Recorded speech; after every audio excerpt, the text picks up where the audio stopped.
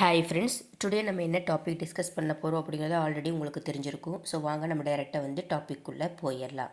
அதாவது முருகப்பெருமானை ஏன் சித்த மரபினுடைய முதல்வர் அப்படின்னு சொல்கிறாங்க அப்படிங்கிறத நம்ம ப்ரீஃபாக பார்க்க போகிறோம்.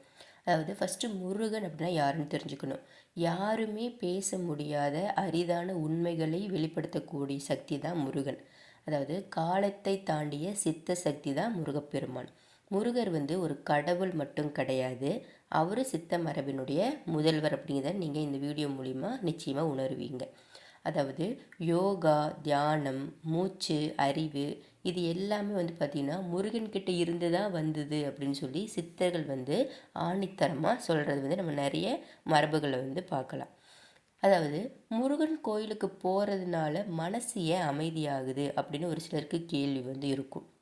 அதாவது முருகர் எல்லாத்தையுமே தன்னுடைய கட்டுப்பாட்டுக்குள்ளே அன்பால் கட்டுப்படுத்தக்கூடியவர். ஸோ அன்பு இருக்க இடத்துல எப்படி அமைதி இருக்குமோ அந்த கான்செப்ட் தான் முருகர் கோயிலுக்கு நீங்கள் போகிறனால உங்கள் மனசு அமைதியாகுது. ஸோ அவர் கையில் இருக்கக்கூடிய வேல் ஆயுதமாக யாரும் பார்க்க வேண்டாம், இது ஒரு ஆன்மீக அதிர்வாக பாருங்கள் அப்படின்னு சித்தர்கள் சொல்கிறாங்க.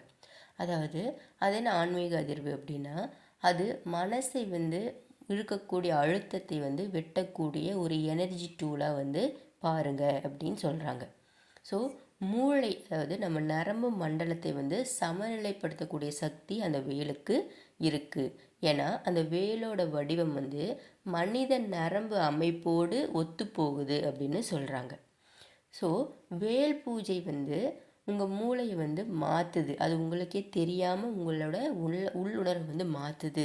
அதை நீங்கள் வேல் வழிபாடு செய்யும்போது உங்களுக்கு தெரியும். ஸோ முருகன் வழிபாடு பெண்களினுடைய கர்மாவை வேகமாக கரைக்கிறது அப்படின்னும் சில சித்த நூல்கள் சொல்கிறாங்க. அதாவது முருகனை மனிதார வழிபடக்கூடிய பெண்களுக்கு முன்பிறவில் இருந்தக்கூடிய தடை, திருமண தாமதங்கள், மனவேதனைகள்லாம் விரைவில் குறையும் அப்படி தான் சொல்லப்படுறது. ஸோ முருகர் வழிபாடு பெண்களுக்கு மட்டும் ஏன் அதிகமாக சக்தி வாய்ந்ததாக இருக்குது அப்படிங்கிற கேள்வியும் சில பேருக்கு இருக்கும். ஸோ முருகப்பெருமான் பார்த்திங்கன்னா கார்த்திகை பெண்கள் 6 பேரால் வளர்க்கப்பட்டவர். ஸோ அதனால் பெண்களினுடைய வலி வேதனைகள் அவருக்கு சீக்கிரமாக புரியும். இப்போ 2 பேர் போய் பிரார்த்தனை வைக்கிறாங்க, ஒரு ஆண் ஒரு பெண் அப்படின்னா முருகருடைய கருணை முதலில் படுவது பெண்ணின் மேலே தான் இருக்கும் அப்படின்னு சொல்கிறாங்க. ஸோ அதனால் முருகர் வழிபாடு பெண்களுக்கு மிகவும் சக்தியை கொடுக்கும் அப்படிங்கிறத எந்த ஒரு நம்பிக்கை இல்லாமல் நம்ம அதை கேள்வி கேட்குறத தேவையில்லை. ஸோ முருகர் கோயில்கள் ஏன் மலை உச்சியில் அதிகமாக இருக்குது அப்படின்னா, மலை அப்படின்னா நம்மளுடைய எர்த் எனர்ஜி பாயிண்ட் அப்படின்னு சொல்லுவாங்க. ஸோ அந்த இடத்துல மனிதர்களுடைய மனம் எளிதாக என்ன பார்த்திங்கன்னா ஆல்ஃபா ஸ்டேட்டுக்கு போகும். அதனால் தியான சக்தி அதிகரிக்கும்.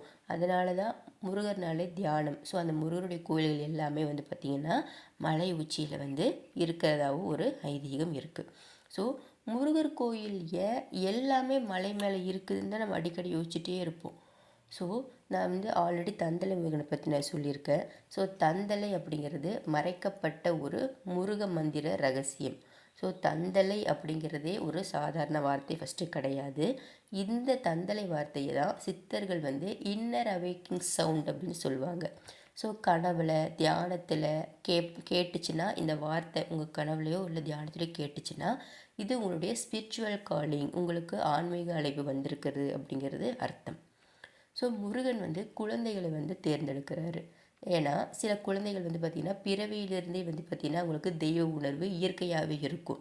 ஸோ அதனால் அவங்களுக்கு அந்த கோயில், விளக்கு, மணி சத்தம் மீது அவர்களுக்கு ஈர்ப்பு அதிகமாக இருக்கும். அதனால் முருகர் அவர் தேர்ந்தெடுத்த குழந்தைகளை தானாகவே அவர் எடுத்துக்குவார். ஸோ சித்தர் சொல்கிற வழியில் இவர்கள் முருகருக்கு வழிகாட்டும் ஆன்மாக்கள், அதாவது முருகப்பெருமான் வழியாக மக்களுக்கு வழிகாட்டும் ஆன்மாக்கள். ஸோ இந்த மாதிரி உங்கள் குழந்தை ஏதாவது இருக்குது அப்படின்னா முருகருடைய அருள் பரிபூர்ணமாக உங்கள் குழந்தைங்களுக்கு இருக்குதுன்னு அர்த்தம்.